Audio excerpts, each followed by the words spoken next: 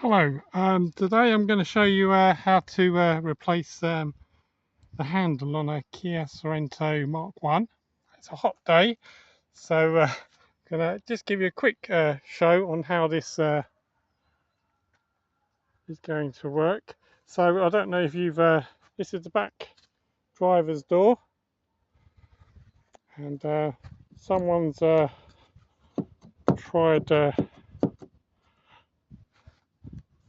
open it while it's been locked, and it's broke. So this is your typical broken latch. So I'll give you a quick idea of how to undo it. Now you'll find there's a screw in here, so there's a cover here, so take the cover off, and there's a Phillips screw in there. There's a little cover here which you prise off. You prise it off, and there's a screw in there. You undo that. You prise this off. Quite easy. There's a little indent down the bottom, so you prise this one off, and then that exposes two screws here, two Phillips screws again. So you undo those, and then in the doors you've got these plastic clip things, top and bottom. You can actually unscrew them very slowly, and you should be able to pull them out. If not, just pop them out. There's different types. There's ones that just pop out, but you can unscrew them a bit so you can get them out and prise them out. Otherwise you're going to end up popping them out, and quite often they break. So there's a couple there, there's two there, and then there's one there and one there.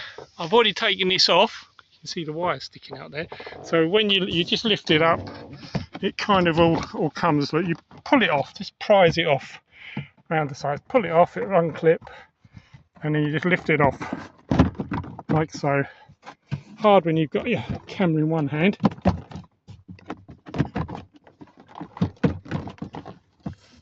And then that'll just pop off like so. So taking the handle off earlier.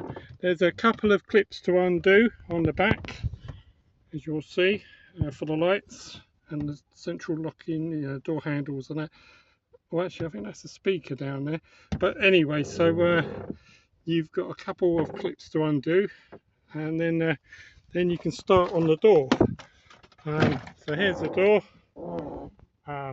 You won't be able to see it through here, but this peel off, sticky stuff on the back, and then if you have a look inside, you'll see the lock mechanism inside tucked away. It's going to be a bit fiddly getting to it, as you can see, but this one's definitely broke.